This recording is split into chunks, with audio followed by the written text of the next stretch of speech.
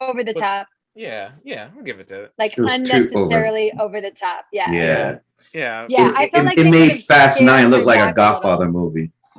You are so obsessed with Fast Like, she Nine. was It's like, ridiculous. I'm gonna do magic, but I'm gonna stand here and do this while I do magic. Shakira.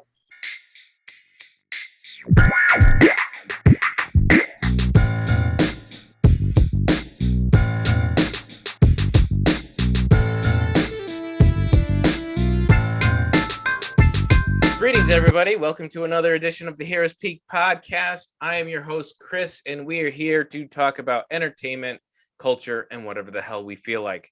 I cannot do this podcast without my wonderful friends here to co-host with me. And we are going to start with a face you've only seen once before, but hopefully she will be back many more times. It's Kareen. How you doing, Kareen? I'm doing okay. How are you? I'm doing pretty well tonight. Also, of course, we have the Zack Snyder's biggest fan. It's Brooksy. How you doing, Brooksy? I am well, thank you. I'm glad I made everyone laugh. I just realized that. Someone's got to hand out some A+ around here because we aren't doing it. Or D's for doo-doos. And here to put the D- in DC, it's James. How you doing, James? A quick advice for former governor of New York, Andrew Cuomo. Former. You should call James Gunn and James Gunn's publicist and figure out how to get your career back on track the way James Gunn did it when he was also in hot water a year ago. Free advice there. Seriously. James, so you're telling me that Cuomo has to get hired by DC. Yep. So that he can reinvigorate and then get hired back again. Yep. Right? And redo his last year as the governor, just like the Suicide Squad movie. And fresh direction.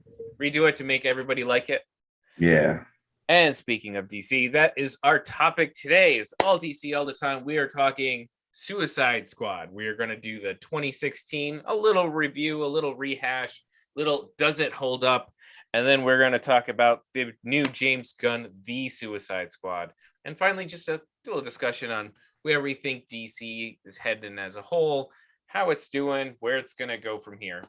And that's our pod tonight. So we are going to go right into it. And raise your hand if you've seen Suicide Squad 2016. Raise your hand if you've seen it within the last 3 weeks. There you go. All right.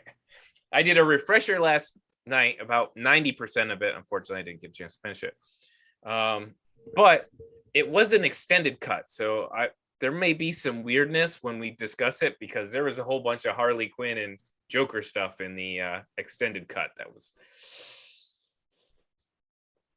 unnecessary. Yeah, unnecessary is a word. You're muted, Brooks. I was so into that. I was so into the Harley Quinn Joker stuff. All right, well, hey, different perspective. Yeah, it's a little too Andrew Cuomo for my taste. You're gonna bring that obsessive compulsive, direction into the pod for us, right? Okay.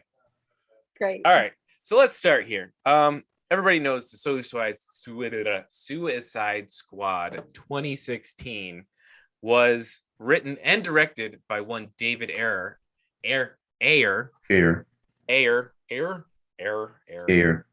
I'm gonna do this a lot, folks. All right, and that it garnered a solid amount of money. It had one of the biggest openings for a superhero movie over its first weekend, and it garnered over $800 million, which is a really solid movie return, which is one of the highest DC. One of the highest amounts a DC movie had brought in at that time, beating out both Zack Snyder's efforts. So I'm gonna go one by one here and ask you your overall feeling on what you think of the 2016 one, and whether or not you think they should release the Ayer cut. Let's start with you, Kareen. Oh God. You know what it was? If I were to be honest, the 2016 one felt very gimmicky. And in that, like, the characters were almost hard to even try to take serious. And even though Leto says, like, you know, this was a character he created and was very proud of, I was just like, were you though? Because like like it just did not, I don't know, it did not resonate with me. And I did like Will Smith's character. I felt like Harley Quinn, like they almost, like, I get it, she's a bit ditzy and stuff. Well, kind of acts like she has that bubbly ditzy kind of personality. Mm-hmm. But it was almost uncomfortable. It was almost uncomfortable to watch. Like the people seemed like they were just acting together. Like it seemed like people acting in a room instead of seeming like you're looking in on something that's actually happening, which some movies can do well. Just some thoughts. Okay. Let's go over and get the obsessive compulsive view of the sorry. No, go for it, Brooksy. I was really into Jared Leto's The Joker. I was like, James is trying to say it's a white girl thing. That's what he's trying not to say out loud, right? Well, you can say that. I can't, Chris. You can say it. I was so into it. I really loved the take of it. I don't know. I was really into it. I was watching the character and like didn't even think of it as didn't even think of the character as Jared Leto at all. Like I was like, this is Joker gone wild. And I don't know. I was so into Joker gone wild. I was really into it. And I really liked the chemistry between Margot Robbie, like Harley Quinn, and the Joker. Like, I mean, they were batshit crazy, but that was what was interesting. You know, they were like, and it was, to me, like just very different. It wasn't like when you look at, for example, when you look at like the Avengers, right, in Marvel, they're like mostly, I mean, everybody has their quirks or whatever, but they're mostly kind of normal characters. But like these two are just like batshit crazy, and I feel like embrace that and go all out and like take it to the next level. And like I don't know, I was into it. I thought their chemistry was great. I love to watch them. I want to see more of it, and I hope that they do have more of that chemistry together in another movie. And that's my take. What I'll say is that your take on Joker and Harley there definitely reflected in the cultural impact after this movie. Like Harley Quinn, that outfit just became immediately iconic. Like you couldn't walk 2 steps without somebody in a cosplay, or Halloween that year, or Halloween the next 5 years. It was an immediate impact overall. So yeah, I get it. I totally get that. All right, James, have at it. I mean, just to piggyback off Brooks's points about the Joker and Harley Quinn, I've seen it done much better with the Batman animated series, where Harley Quinn was actually introduced. She's one of those rare characters that was introduced through a TV show and not necessarily in the comics that, you know, resonated with the audience. So I've seen the relationship and chemistry work in a much better situation than what I saw in this movie. This movie to me was just like, talking about the 2016 version, it wasn't even a movie. I mean, we want to talk about Jared Leto saying how proud he was of his role after that movie. And then in the Zack Snyder, you know all about Zack Snyder, his cut is a totally different version of the Joker. So, I mean, he's only as happy about it as that paycheck was rolling for that first movie. And then the movie itself, the narrative, the story, the plot, it was just trash. It was like something that they kind of hacked around and put together with a villain that was uninspiring, that wasn't threatening. You could tell that they must have done a lot of reshoots in that original movie because nothing made cohesive sense. The only saving grace in that movie, in my opinion, was Will Smith and Margot Robbie, who probably had shitty script, but acted the hell out of their roles, which to me is even why if that movie ever came on, and Chris knows that I watch basic cable shows with commercials in them. If the original Suicide Squad came on freaking CW or TBS, I'm only gonna look at the scenes where I see either Will Smith or Margot Robbie in them. I don't care less about Jai Courtney. At the time, Amanda Waller, she much different version than we saw in recent movie. It's just a terrible 2016 movie. Does not live up, in my opinion, and I think DC knew that, and they wanted to revive it, and that's why they were able to get James Gunn, who has a knack of creating psycho characters. Like Brooks, you mentioned Marvel not really having those type of characters. I think the Guardians were a great example of characters that maybe not totally batshit crazy, but they're like hand-me-down folks that you never want to play with. When the action figure came out, you're like, I'm not playing with this shit. Rocket Raccoon. But James Gunn had a knack of making a believable story, an interesting script with these characters that he took with them with this version of the movie after seeing the original, and he made it work. So that's my thoughts on that, Chris. All right. So when I was watching it and kind of reinvigorating my memory for this movie, this movie felt a lot more visual than substance. Like I felt the characters looked good. I know some people have an issue with Jared Leto, and I don't think he's a great Joker comparatively, but he's different at least. So I give him at least points for being a bit different. Nobody likes an actor who goes stupid on set. So, you know, those kind of weird things I'm not really worried about, but and I agree with Brooksy that there was chemistry there, and I think but like 75% of it comes from Margot Robbie. I think Margot Robbie nailed the role, and I think she's the best thing to happen to DC since Wonder Woman. Like she really has carried a lot of fan base with her, and it may not have totally come out in Birds of Prey, but I think she is a draw, and I think she's a really important character to the DC universe, and it all started there. Now, do I think David Ayer really did a great job of creating an abusive relationship, but one that kind of has to build to these levels for a character like Harley Quinn to come around like she did in the new movie? I don't think he did a great job, but obviously it connected with some people, right? So I think most of it came from Will Smith and Harley Quinn, Margot Robbie, really just carrying this film and just being themselves, where Will Smith felt very much Will Smith, but people love Will Smith. It's kind of like a Rock movie where you're watching, you're like, yes, The Rock. Everybody loves The Rock. So it's a great Rock movie. I agree. I think that's kind of like when I was saying, like, looking at Jared Leto or the Joker, not even like thinking that it was Jared Leto. The entire time I was watching this, it was like it felt like Will Smith playing Will Smith to right. me. Yeah. And as for Boomerang, it was Jai Courtney's good performance. Like I hadn't seen a good Jai Courtney performance.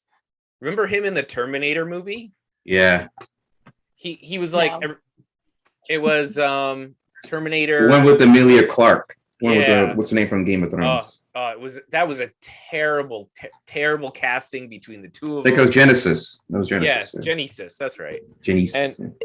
And Jai Courtney was not doing it for anybody. And then, like, they gave him this Boomerang, and I think he did a good job of this Boomerang.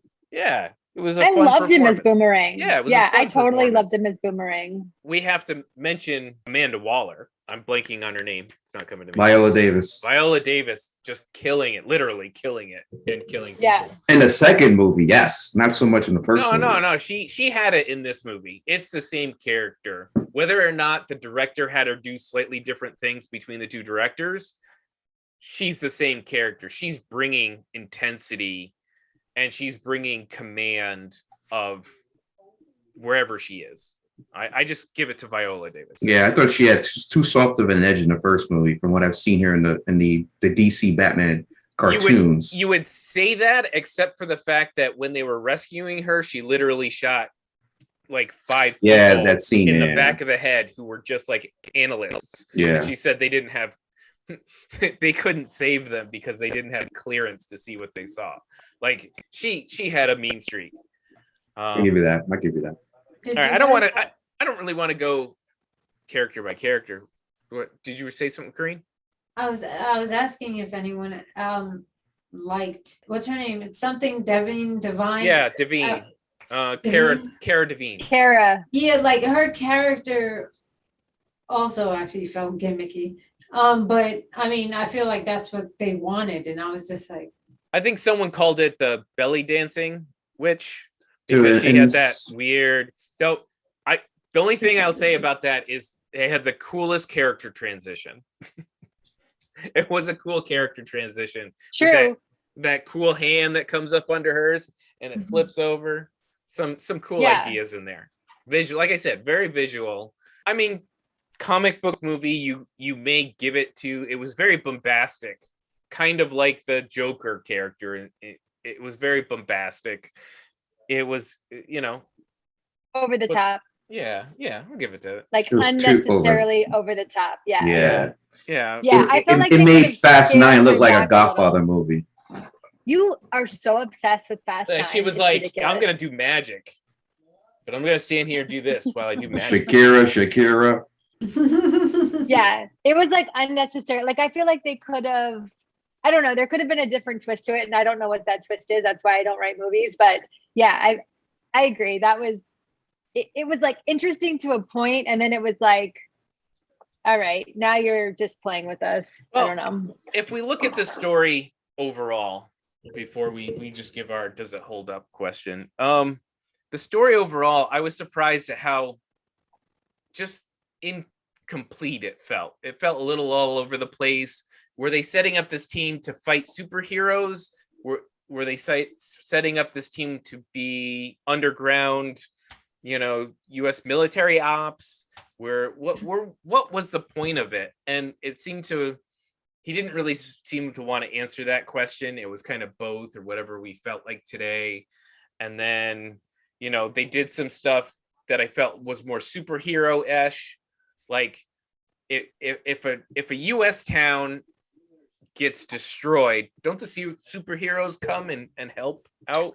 Yeah, right? but that's a problem with this whole multiverse thing too. It happens in Marvel too. An action in New York for a Spider-Man movie somehow doesn't get Tony Stark involved, doesn't get that's a problem that they have with these multiverse movies anyway. I'm not going to put that on their backs. No, I would say, okay, so one hero is working in New York and nobody else comes to help him. But this is the entire town, the entire city has been destroyed. Yeah, there's a lot of logic missteps in this movie. The characters were pretty good. I thought some of them gelled pretty well, but the characterizations sometimes were a bit messy. You had characters come in like Katana for no reason, just to stand there with her katana. And then the lines in a dialogue were cheesy. This is Katana. I would advise you not to get cut by her blade. It's got the soul. I'm like who wrote this stuff? And my favorite of all time here is, hey, we're gonna tell you the background of each character. We're gonna give you a cool little, title card for each one, except for this one guy, Slipknot. Don't be surprised when he's the first and only one to die. Killed. Yeah. So they really didn't set up any surprise. They didn't set up. It just wasn't set up very well, and it kind of fell over itself, And I understand that's what this whole Ayer cut thing is about. Is people think he didn't get the movie he wanted to make, but here we go again. You can't tell me it's 90% different than what we saw. I don't know. It felt like X-Men Apocalypse. Yeah, it did. Yes, terrible plot. No chemistry for some of the actors, with the exception of one or two. That's what it felt like when it was done. And also the soundtrack felt as basic a soundtrack. You love every song they play, but it's like, yeah, every team that comes together gets this same soundtrack, right? It felt like the most basic, somebody looking through their favorite greatest hits albums kind of soundtrack. Whereas like James Gunn always finds these. Yes, say it. So good. He so finds good these about songs that you forget about, and he puts them in the movie, and then it triggers something in you while you're watching that scene, and it meshes well. No, we beat the hell out of the original movie. We're gonna beat the hell out of it, but I'm still gonna ask you whether you think this movie holds up on a rewatch. Hold! No, he does not look good. He's starting to wobble heavily now.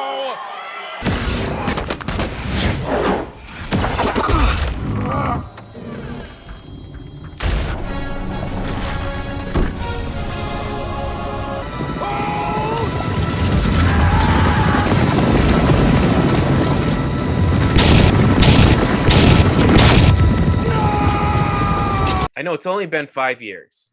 We're still technically in the universe, but I mean, I did the same thing when I watched the Hulk, the Incredible. Oh my Hulk, God, that does not hold up.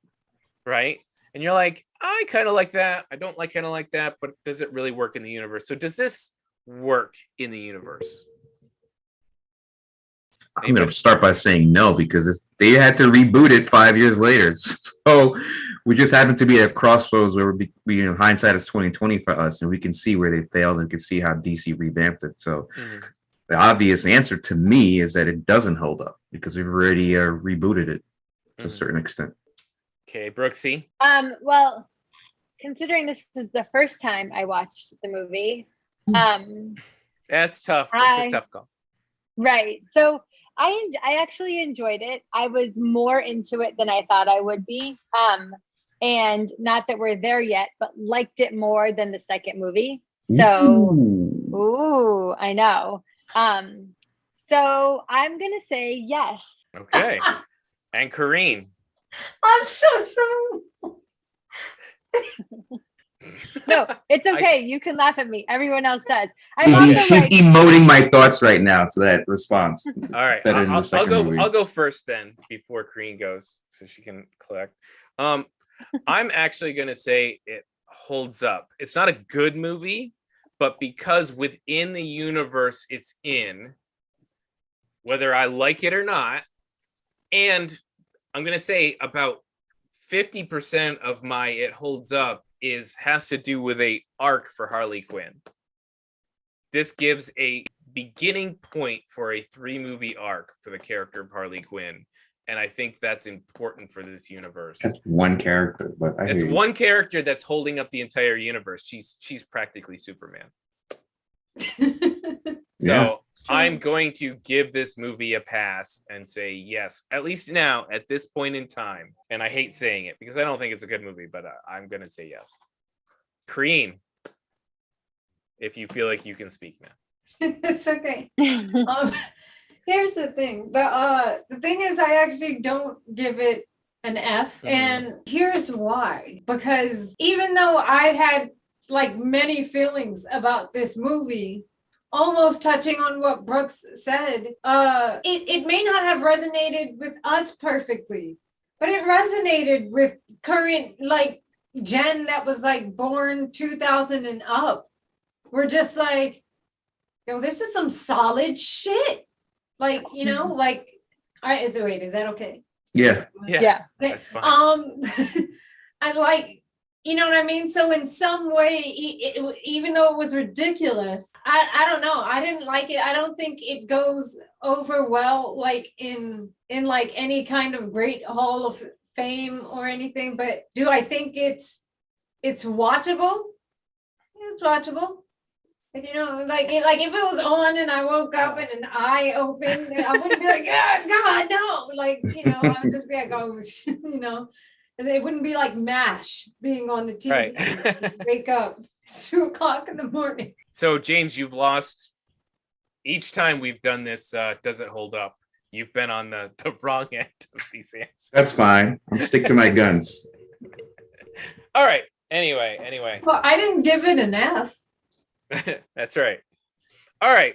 So we're going to take a quick 5-minute break, or however long we break for, you don't know. And we're going to come back. You don't know. We're back wearing different outfits. Oh, shit. The next day. Magic of editing. And we're going to talk about the Suicide Squad. Be right back. All right. Welcome back, everybody. we are here. We're going to talk about the 2021 James Gunn written and directed The Suicide Squad. Remix. The remix, yeah, exactly. But it is a continuation, as we saw. This is going to be all spoilers, so don't whine about it. There's no lead up to it. Someone's bound to spoil it in their first 10 seconds talking about it. But as we saw in this, the Margot Robbie returning as Harley Quinn, Jai Courtney returning as Boomerang, and New cast of characters. Amanda Waller returned. Like a lot of the Joe Kinnaman as Rick Flag. That's right. They all returned and they all knew each other. So at least within universe, it is a continuation more than it is a reboot, which I was actually pleased at. I'd rather not just a reboot of the whole thing. But I'm going to go around and give you all a chance to kind of give me your base feelings about this movie, and then we can talk about some specifics after the fact. Before we get started, does anyone want to get out? You've heard of this. You've seen this, right? You know what that is. It is unavoidable. It is your destiny. Is this not why you are here? Do or do not. There is no try. Knock that shit off. So I'm going to go in the opposite order this way. I'm going to let James go first. What did you think of The Suicide Squad? I'll be brief. I really enjoyed this movie a lot. This was probably one of the best DC FU movies that's been out. I know, I keep saying. I think it's what they're called, DC Film Universe. I like the chemistry, and you made a good point in our last segment about Margot Robbie's arc and evolution. I think between this movie, Birds of Prey, and the original Suicide Squad, she has probably the most developed character in the entire DC universe, including Henry Cavill, everyone, bar none. This movie also reminded me on why I really thought James Gunn was a great director for the MCU when he did the Guardians of Galaxy, because he has a knack of putting to screen some interesting visuals while making it of substance. Going back to your point, Chris, earlier about the first movie. And I love the title cards that were shown throughout the movie. I love that. Was pretty creative. I've never seen that before. If I have, and I can't remember how long ago that was. The score of this, the action, the spectacle, the characters that they were, the long forgotten Calendar Man had a cameo, Polka Dot Man was featured. Newly created characters I've never heard of, Pete Davidson's, Blackguard. Javelin, and I think, the Javelin. Yeah, the Javelin. And it was sorry. and I watched it twice, so I think I really enjoyed it the second time more so than the first one, because now I was able to actually sit there knowing how long the movie was, the featured length, and really enjoy it for what it was.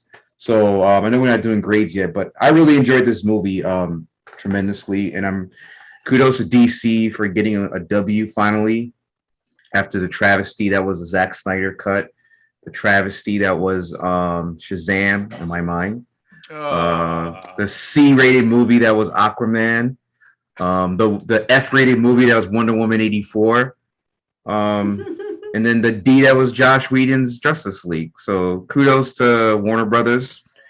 Take a victory lap like the Olympics. You earned it. That's my take. That's my hot take. All right, Zack Snyder girl, what is your take? Hated it. Not a surprise. Let's hear it. Give it to us. He said hated it. I added John Cena to my list of people I hate because I cannot fucking stand him at all. I don't know why I had to see him in his little tidy whities. I don't know why I had to listen to him at all. I don't know why I had to see him in like a fucking crop top polo. He's coming back, by the way, in the show, but go ahead. I saw that. I saw it at the end. Like I if I never see him again, it'll be the best day of my life. Like, I don't know why he thinks he's acting. Like, I feel like The Rock did a disservice to all wrestlers thinking they could make that transition into acting, because John Cena cannot act. Yeah, I give you that one. Oh, we're gonna have a very different conversation when it's my turn. The wrestler. I think maybe I'm still mad about Fast and the Furious that he was even in it, and the brother. He was terrible in like, Fast and Furious, but that was a terrible garbage movie. in that. Well, that was an A+ movie. No, it was a garbage him. movie. So, but I just negative like, A+. I don't know. I think he's absolutely horrible. And there were some fight scenes that I really enjoyed. I won't go like into too much depth because we can get into it later, but there were some fight scenes that I really, really enjoyed, and I thought that was great. Margot Robbie, obviously loved her character as Harley Quinn. I also liked the fact that it was Suicide Squad and like half of the people died in the very beginning. I was like, oh, that makes sense, right? You're going on a suicide mission. Whereas like the first one, like only one person died. And I was like, well, the title now doesn't make sense to me. Also like a fucking shark, like really? I don't know. Oh, so good. Wait, you haven't watched the Harley Quinn animated show yet, have you, Brooks? No. Oh my God. No. What are you waiting for? I'm not. The Omega variant? Yes. And yeah, I mean, there were some things that I did, like Polka Dot Dude or whatever his name is. That was like really interesting to me for whatever reason. But some of it, I was just like, so unnecessary. I don't know. I didn't love this one. If I had to pick between the first one and the second one, I would pick the first one, hands down. And also the name of it, just the Suicide Squad, like that's what makes it different. Like, I think come on, like you could have been a little bit more creative with the name. I agree with that. Yeah, I agree with that too. Yeah. That was just like annoying to me, and I think it like set the tone for this movie to just be annoying for me. Yeah. That's my take. True take. Okay. That's down to you, Kareen. What did you have? What do you think? I really, really liked it. I liked it very much. Like I liked the writing. I like that they gave each character kind of a story that could develop. Like we got a slow development on some of them. I love that they decide to have an actual like main plot with that country, and just that say it. I was like, okay, they're making this something that I feel like we would see in like, I don't know, an old school action movie or current action movie. Yeah. Like it felt like some Rambo. I kept confusing that country with the one that's in the Commando movie with Arnold Schwarzenegger, Culto Maltese. Yeah. Like that's what it felt like for me. So I was like, okay, that's interesting. I like that they had Harley Quinn still being Harley Quinn, but also they gave her a storyline. They didn't give her an outfit. Mm-hmm. They gave her a storyline, because I feel like what was most noticeable about Harley Quinn was either her interaction with Joker or her outfit in the 2016 one. And in this one, it was just like, you know what I mean? To get her own on-screen time, they did that little, she was kind of kidnapped and everyone went their separate ways. So then we got, and I thought that was cool. I didn't pay attention. I forgot what the poster of the movie looked like. So when I got the first set of people, I was like, oh, okay. Some of these, I could have sworn so-and-so was there. And I was like, oh, okay, never mind that.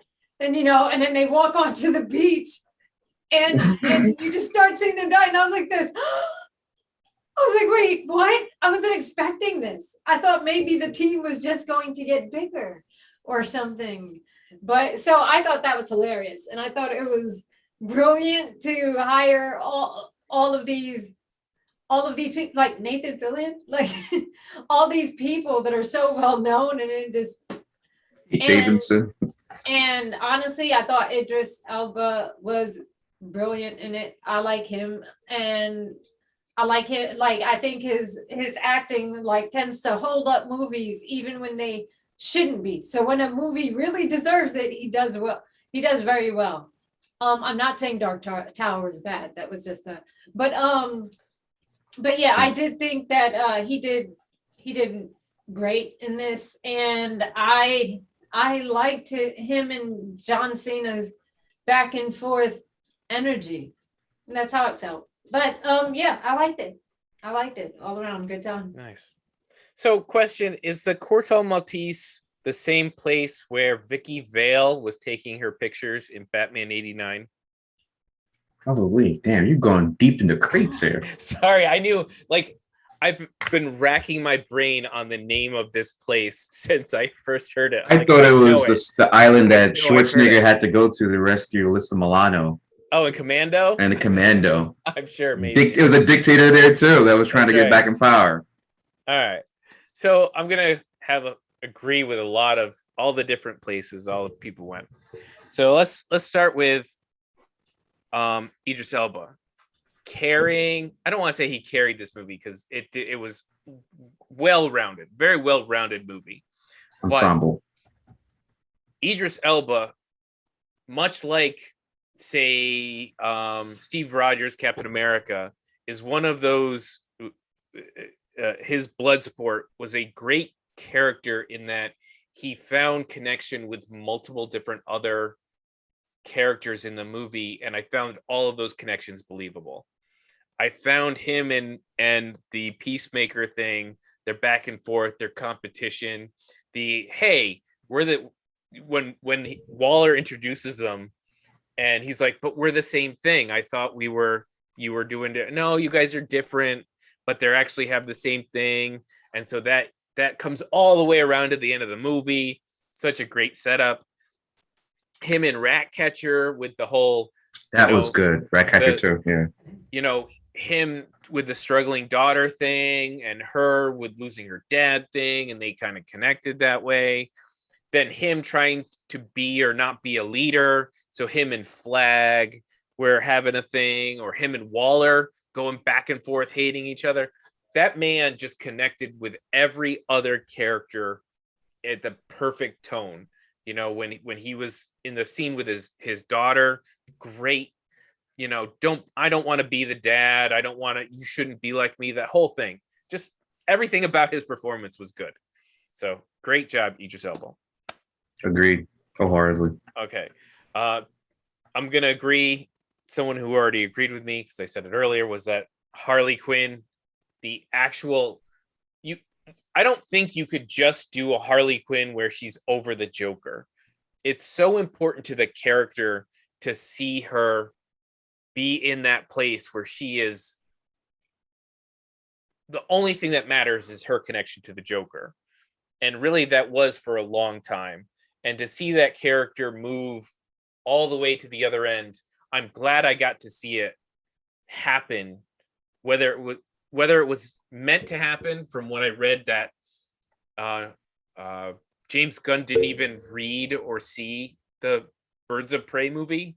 So the fact that we've accidentally created... Yeah, he wrote the screenplay before right. seeing the movie. Yeah. And yet we have a really believable character arc. And so maybe we should be congratulating Margot Robbie on her performance in each of these movies and moving her character forward.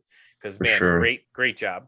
And she had the best fight scene in the movie. So that was that. So I read somewhere, someone was saying that the whole scene with the flowers and the rose petals, that's when her mind, that's what she sees when she's committing violent acts of brutality. She's seeing like these rose petals. To her, it's not blood and gore. To her, it's like pretty, aesthetically pleasing, blood spewing everywhere. And that's how her mind's working. And the way that somewhat connects to the Birds of Prey movie, where it's more colorful pops of color, kind of wild. There wasn't any blood and gore. Like when she went into the police station and destroyed everybody, it wasn't bloody and gory. It was actually kind of beautiful, to watch. So it was interesting. John Wick. Even though it's not the same, exactly the same, it kind of feels related. Agreed. We could go through everything. I'm going to say James Gunn did a great job of setting up the audience. I felt like every time I was watching that I thought I had an idea of where it was going. He did a great left turn. So the whole James Gunn thing versus the 2016, I didn't think the 2016 bad guy setup worked as well. I don't think it progressed properly. Whereas this one, you would think, okay, Starro's a villain that the Justice League will have to take care of, right? But they set it up in such a manner that no, you couldn't wait for the Justice League to come and save the day. This was an immediate threat, and there were people already there that could do their best, but that wasn't even their initial. And James, we're going to go to you in a second to this one. James Gunn set up a mission that was a covert mission for a covert group. Underground, they were not meant to be heroes. They were not meant to save anybody. They were there for a very specific thing, and they were meant to die or that's it, right?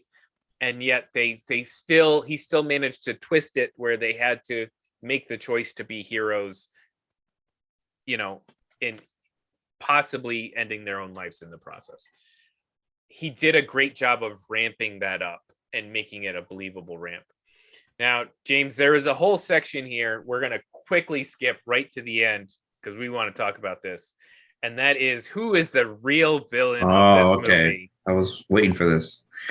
Yeah, so it's funny. It's very obvious on the second rewatch, not so much on the first rewatch, because when you first watching this, whether HBO Max or in the theaters, you're thinking the main villain is Starro and the Colto Mortis original president and generals. They're all the bad guys. And then the Freedom Fighters and the Suicide Squad under Argus is leading this whole mission to get rid of this Project Starfish and save the world, right? Save America, save America's interests. Much like in real life, however, it's a little more dicey than that. You come to find out, especially after I watched the second time, is that the Americans were behind this entire Starro experiment. And since the Cult of Mortis was considered an ally, they were doing this experiment on their soil up until there was a regime change, And once the regime changed, the American interests in this country no longer align. So they came up with the idea of sending, can't send Superman, can't send Batman. We got to send, guys that we don't really care about. We're not going to flinch about, their mission and what they're doing. So they get sent in there to destroy all evidence of this project. And if this project was supposed to somehow get loose, like a Chernobyl type event, guess what? We took care of two birds with one stone. We took care of our enemy country, the regime, and the evidence is destroyed anyway. Americans have no involvement with that. Yeah. So when Rick Flack's character finds out, great Rick Flag turn. What's happening with Ratcatcher 2, that's when he makes the call against Amanda Waller, against anyone. He says, no, we need to get this to the press. We need to let people know what's happening here. This can't just sit idle, right? So then Peacemaker, whose job, which is still stupid, peace at any cost. Very American, by the way, very American. He decides, no, that can't work. We can't let this get out. We can't, defame America's public image. So that's how the whole third act really gets into, is the battle between them.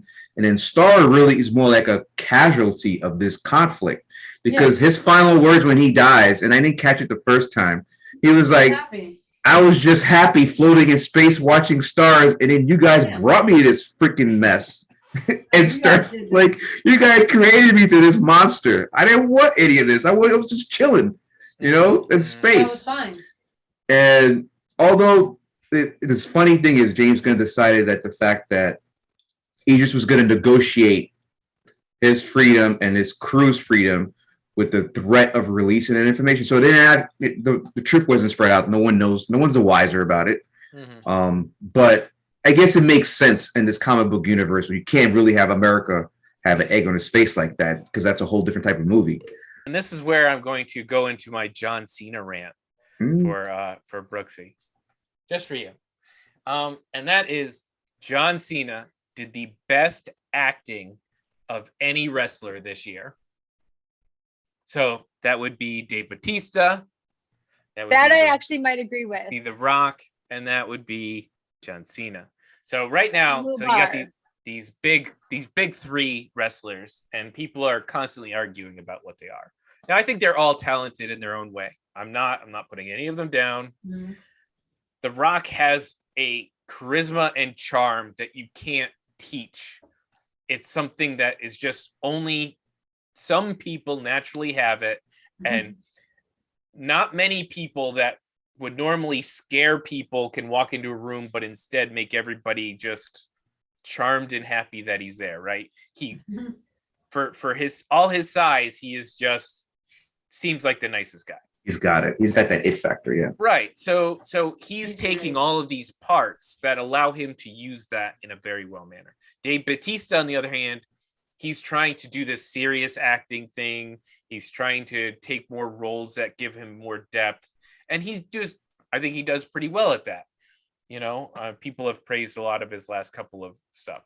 But I didn't think John Cena had this in him. He's done a lot of comedy bits, and he's pretty good at his comedy bits, you know. But and for the most part, this was a comedy act.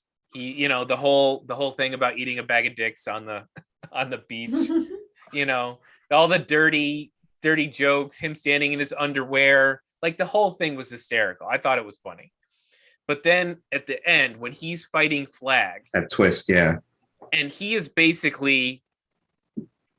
the kind of person Amanda Waller has been looking for all of her life by this characterization. This guy who thinks it only matters if the US government thinks it's okay, and then he can do whatever he wants to get it done. It's this weird thing. But I was like, okay, so he's just a murder machine. But the way John Cena acted when he had to kill Ratcatcher, and when that's perfect. And when he was fighting and talking to Flag, the facial acting told you that he had reservations and questions about what he was doing, but he was doing it anyway. And I just thought it was and maybe I'm reading more into it, but No. I agree. I felt it was all there. Yeah, because you can see his face from that moment on, his facial, the way he was emoting was no longer like the jokey joke. Like when he was telling her, she was like, why? You already have the hard drive. He goes, because I'm thorough. He paused and then said it, and I'm thorough. And the way his eyes and mouth like squirm when he said that, like I've never seen John Cena in any movie where he was acting like he was a serious actor, except for, you know, this third act.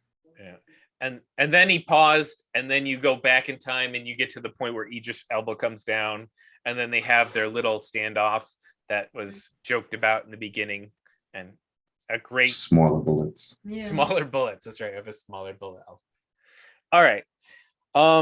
There's a million other things we could talk about here. I'm going to ask each of you to pick one thing that you thought just either threw you off entirely or blew you away. What's one thing that we haven't already discussed that you would like to call out on this movie before we do grades?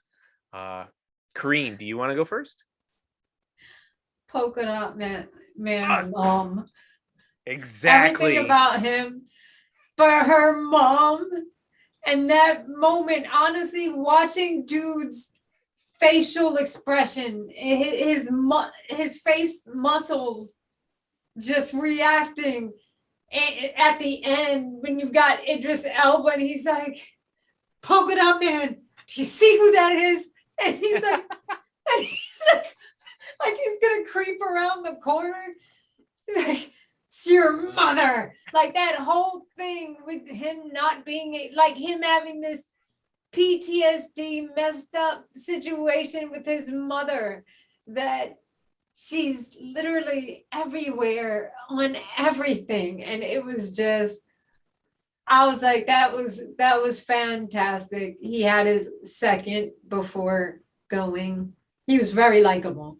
The whole cast was likable, but all right, I'm going to ask everybody this. Can you think of I could not come up with one, a single other comic movie in any universe, whatever, character where the mother is the bad guy? Everybody, that's a really good question, because I feel like it's always daddy issues. It's all daddy issues. Everybody has daddy issues. Nobody has.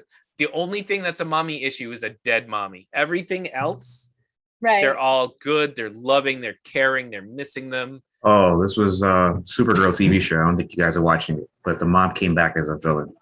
Oh, did she? Yeah, it was Oh. terrible. That was terrible.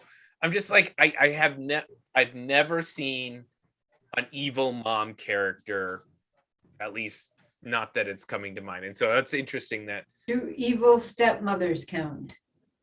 I guess Because I feel like Rapunzel and that's the only time you'll see it is the stepmother.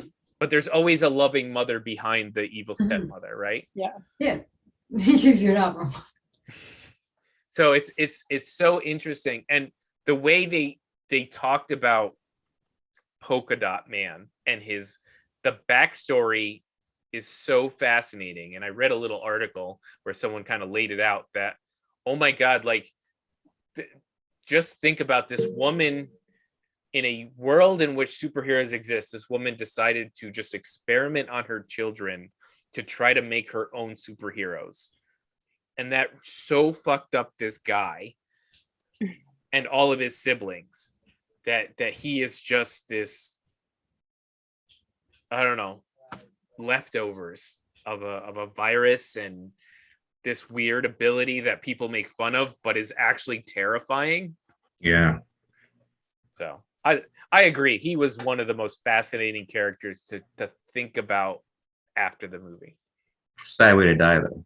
Right when he's getting his heroic moment. Well, that's exactly it. Like his mom tried to make a superhero, but as soon as he got that wish, toast. Ouch. All right, Brooksy, something else that stood out to you that you may want to talk about, good or bad, doesn't matter. I do like that Amanda Waller got knocked over the head with a golf club. I think Viola Davis plays this character so well that I hate her so much. And so I like that everybody else defied her. Everybody in their little command center defied her and knocked her over the head and wanted them to continue like on their mission. So I really liked that. I don't think it was like super realistic. And then she like at the end, I mean, not that anything was realistic in this movie, but then like she's then in her like office being all pissed off and like killing the girl, like killing them all. Yeah, like I just assumed that she was going to kill them all. I don't know. We didn't see that actress again who hit her, so it's possible. Yeah, that's true. We didn't see her. We just started looking at the other two. Dead. That is true. And the performance actually that I liked most was Ratcatcher. I don't know why. I was like super into her. Well, aside from Harley Quinn. I really liked Ratcatcher. I liked Sebastian. I think that was the name of her little rat. Yeah. I kind of like was very emotional over the rat for some reason. The petting the rat, the last little thing. Yeah, like when Idris Elba is like, all right, fine, we can be friends. So I don't know. I like that. You guys actually made me like the movie, I think, a little bit more than I originally did for some reason. Because they're like, I also did get the whole like theme at the end where it's really the American government that is the bad guy. And yeah, but like, I don't know. I just couldn't get over Starro. Is that his name? Not Starfish, not the giant starfish. Yeah, Starro. It kind of was giving me the Marshmallow Man in Ghostbuster vibes for some reason. I can see it. Like smashing things, through the city as it's walking. I don't know. I just couldn't get over that. It was like, I think that just like ruins most of the movie for me, to be honest. Okay. James, over to you.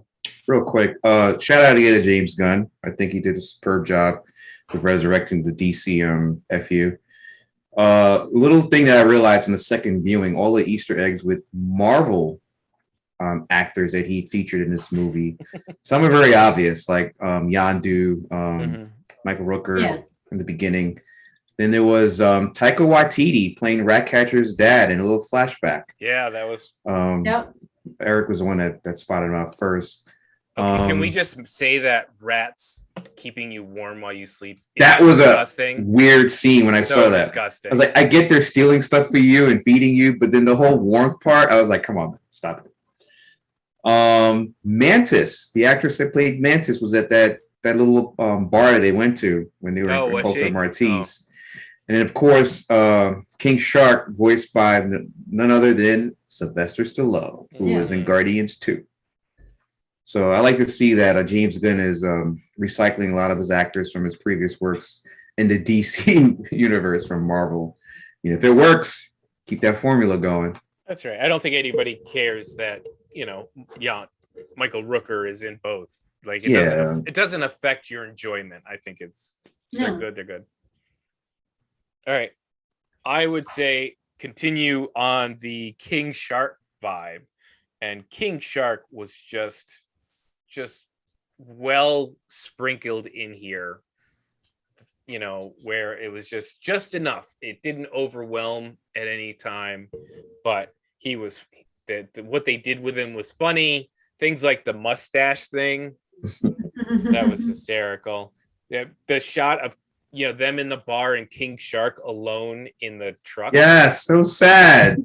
And you're like, I feel sorry. I feel sorry for a giant shark man. And who here thought they killed King Shark? I thought they did. Oh, yeah. When he fell and he got shot up. He gets attacked. Then he falls like 20 stories. Then he gets shot by like 50 guys. And then the building falls on him. It's sad when the cute little sea creatures that he thought were his new friends started attacking him. That was sad, dude. Right. And last but not least, it's definitely, for me, the Harley Quinn show. I know we mentioned it before, but man, MVP. The one speech by Harley where you're like, oh my God, she fell for this weirdo who's going to, and then she shoots him. She's like, I promised myself if I saw any red flags on any new boyfriends, and killing kids is a red flag. I'm like, you go, Harley. That's right. Killing kids is a red flag. Thank you. That is.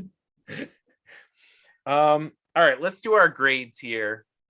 We're gonna go down to the corner to Brooksy first. What is your grade for Suicide Squad? All right, I'm actually upgrading my grade to a C-. Ooh. Yeah. Passing. I mean, it's an upgrade. It is an upgrade. Also, like, I will say this, any movie, or maybe most movies with Idris Elba, is always going to be watchable because he's so good looking that he settle down carry a movie. But I don't know. I feel like I liked the plot more listening to you guys talk about it. And like Harley Quinn really does like steal the show for me. Like I am now a big Harley Quinn fan. So I can add her to my list of DC female characters. All right. James, I'm going to let you go next. What's your grade? Solid A. I have nothing else to say. That's it. Solid A. All right. Kareen, what's your grade? I'm also, honestly, I was jumping between, even though I've heard some people, it's okay. I was jumping between A and an A plus in my head. Like I felt like, as far as the marks and critiques go, like it checks off. Mm-hmm. I was also bouncing between an A and an A minus. And it was just, when my middle son, he got back from watching it and we just sat there and we just went back and forth. We're like, oh, and this part and this part and this part. And it's just so much. It had everything. It had the fun. It had the pop. It had great performances. It had the music. It had relationships. It had some drama. I guess I have to give it an A. And I guess the last question is this the best DC EU movie? Like, No way, Jose. This and Yeah. Joker for me. This and Yeah. Joker. The Joker is not part of the DCEU though. The Joker's Well, just no, but I I'm gonna guess say go then ahead. This. Any modern DC movie right now. taking out the Chris Nolan Batman movie. Yeah. Before anything after that, any DC related property. So like It really in my mind, it comes down to the first Wonder Woman, this movie, and I know you guys are not going to agree with me on this one, but Man of Steel. Those are the three. I know. No, I love Man of Steel. And if Wonder Woman's third act was a better act, then I would definitely put her on top. But this movie was consistent, which is what was missing in Wonder Woman. It's consistent. It doesn't have some of the peaks. It doesn't have No Man's Land. Doesn't have moments like that. But it's much more consistent with a cohesive story. And I'm going to have to put this one as the best DCFU movie. Okay. Brooksy, is this the best DCEU movie? No, this does not beat out Justice League at all for me. Okay, it's good to know. Still in the same spot. Kareen, is this the best? Oh, like I said, to me, I thought the Joker was so solid. That's a hard one to ignore. I felt if it's just all DC, like that one, it felt real. I mean, they definitely added some real components to it with that whole them helping out those people trying to, overthrow their government, but and I loved all the humor too. So I don't know, they were different feels. One kind of had everything, and Joker had everything you would want in a serious drama, but also still villain based backstory movie, I guess. Okay. Yeah, I don't have. I graded Joker pretty high, but it's all based on one performance. It didn't. Otherwise, it's the movie itself, fine, but it's all just Joaquin Phoenix, and I can't say that's better than the enjoyment I get from watching these other ones. I like the storyline. They made I get it. Their little twist, like from the beginning, early on, I was just like, she's not there. Right. I was like, she's totally not there with them. And so I was already like, where's this going? I thought that was cool. Yeah, I thought that was creepy. I thought it was cool, like that they even gave him an interest that was a normal person. I was like, okay. So as a quick reference here, I know tomato meters and all that don't matter, but I'm going to tell you what so far the current general audience is saying. So that is Wonder Woman, the first Wonder Woman, is still tops with a 93%, followed by the Suicide Squad, then Shazam with a 90%. So James, I'm sorry, Shazam is number 3. It's not my number 3, but my boyfriend likes it too. It's like a watered down MCU movie. That's right. Then followed by Birds of Prey. Birds of Prey is probably like my number 3 or 4 movie. I love it. Yeah, it's up there, top 5. 65% for Aquaman. Then as a surprise is Wonder Woman 84, 59%. Rigged. Man of Steel, 56%. I disagree. I think Man of Steel is probably the third best DC movie. Thank you. I really dislike certain parts of it, but it's a great, well-made movie. The biggest issue with that one is the version of Superman they gave us for that movie. Version of Superman's dad, kind of stuff. All right, anyway. So I have issues with it, but it's a great movie. And I'm sorry, Brooksy, but in the bottom 3, we have the Justice League with 40%. Now, this is not Zack Snyder's Justice League, so we can give that a weird one. 29% for Batman v Superman, which I agree with because it's a terrible movie. That's also a Zack Snyder movie. And I liked that movie. And the very bottom of the heap. You and 28% others. 26% with the 2016 Suicide Squad. Which he also liked better than this one. So, hey, it's good to have a different opinion. Eric would like to announce he gave the movie a B. He said Polka Dot and Bloodsport carried the movie. Carried the movie. Yeah. Wow. Interesting. Damn. Yeah. I guess 12-year-old's point of view. Yeah, Okay, he all probably right, wasn't guys. getting the socio-political undertones of the. All right. Yeah, he wasn't getting any of that. So I guess at this point I can ask you guys, because we won't do this very long. What is the next step? Where does DC go from here? I mean, if we just we can't look at box office, unfortunately, because I think COVID just kills all box office. You just can't look at that right now. So my question is, do you go by something like audience reaction? Because we see a clear response in audience reaction that they prefer the lighter tones of this Suicide Squad, of Wonder Woman, of Aquaman, unfortunately to Zack Snyder's offerings, even though he has a very strong fan base. Like, what do you guys think should be the next steps? Where do you go?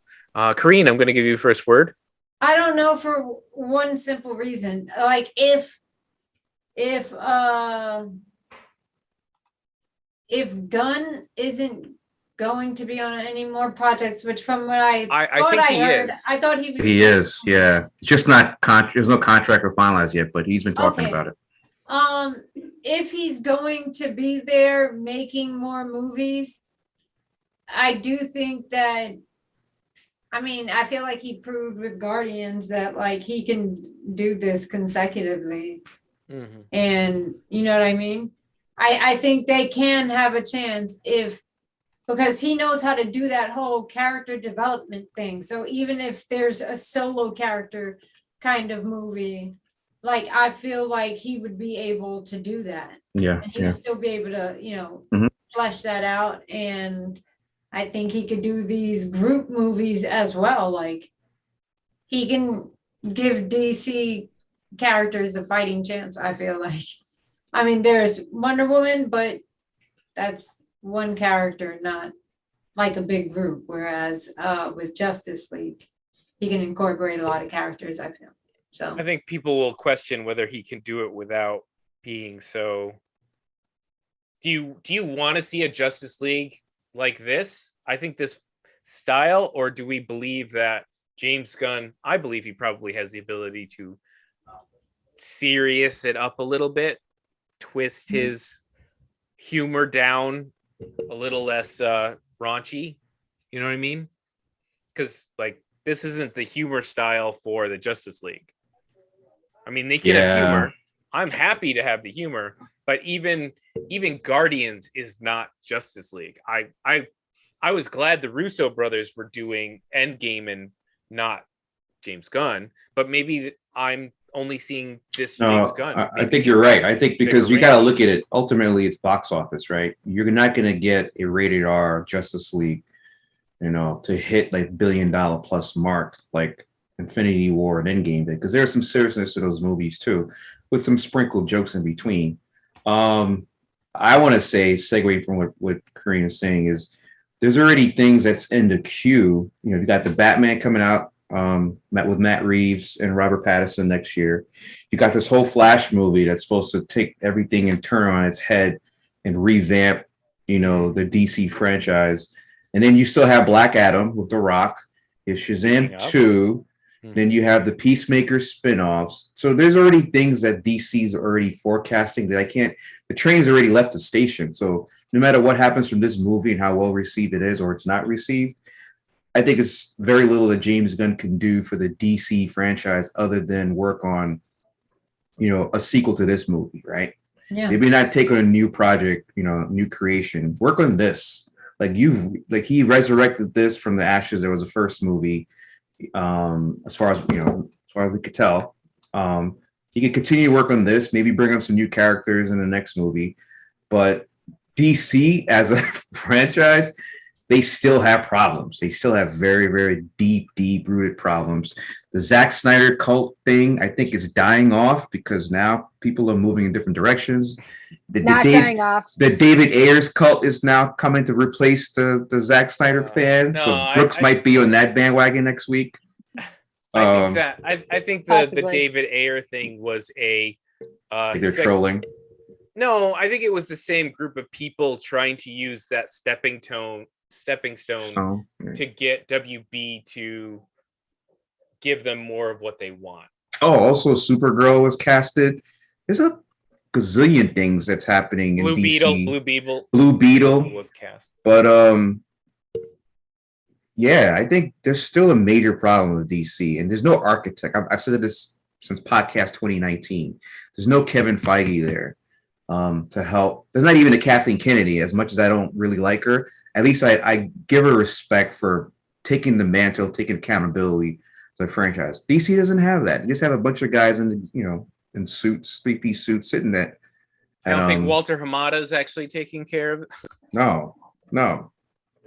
And that's a major problem with the DC franchise. Their animated stuff is phenomenal, all across. Like the DC animation group is like carrying them like Jadakiss did to the Locks the other day. All right. Brooksy, I know you don't follow Geek Talk on Twitter or online, so I'm gonna give you what would you like to see next out of DC? Okay. I have no idea. But I did like Ben Affleck as Batman, which means nothing to anybody. I would like to see him continue that role. Apparently that's not going to happen. Like 4 Batmans right now. Right. Sorry. I did not watch Birds of Prey, but I'm going to put that on my list of things to do because do that next. Feel like I would really like that. Do that tonight. It's on HBO. Too late tonight. But I don't know. I want to see more Snyder Cut Justice League stuff. Well, I think you're going to see more. Yeah, I think you're gonna have to go to Netflix and watch his zombie series or whatever he's making over there because I have a bad feeling he's not getting the keys anytime soon to the kingdom. Yeah, I think he burned his bridges with some powerful executives over there. And I'm not sure how much him as much as his fan base and not. I think they just bullied their way to getting one part of what they wanted, but the return wasn't good enough for what DC wanted. And DC's been all over the place. DC, Warner Brothers has not been able to get their shit together. They've accidentally created a few good pieces of this universe. But unfortunately, it's really impossible to tell what is actually hitting with fans when you're like, well, did this come in at the right time with the pandemic or did it come in at the wrong time with the pandemic? We don't get numbers from HBO Max to say what people are watching or not watching really. There's questions about how many people watch the Snyder Cut versus watched Wonder Woman 84 versus watch this one. So it's all over the place. I think I would like to see the most important things going forward. I think you have to get Harley Quinn. You have to keep her going. She is such a strong character in this universe, and she has a very clear direction of where she's going. And when you get a chance to watch the animated series, Brooksy, when you've watched this series, you will see the direction it's going. Anyway, that's important. We need a Man of Steel. We need another Superman. You have to anchor the universe with a Superman somehow. Please make a Superman. Please. But I think you're right, James. They have a lot of young blood coming into this thing with Batgirl, with Blue Beetle, and some of these characters are maybe linking to younger audience, and it may be a good thing. But we'll see if they can actually make anything out of it. Right now, I hope the Flash movie does not turn into this big cluster bomb of 80 different Batmen fighting for it doesn't sound great right now. I'm hoping I'm wrong, but Sorry. all right. I think that's it for tonight. We are going to say thank you to everybody. If you want, you can check us out on all the social media networks, at Heroes Peak on Twitter, Instagram, Facebook, TikTok. give us a like and a follow, 5 stars if you feel like, on iTunes or any of the other podcasting networks, or right here on YouTube. Give us a subscribe and follow. Thank you very much for joining us. Thank you, my guest host, for joining me. It was a wonderful discussion. All right, everybody. You have a great week. See you later. Good night, y'all. Nice.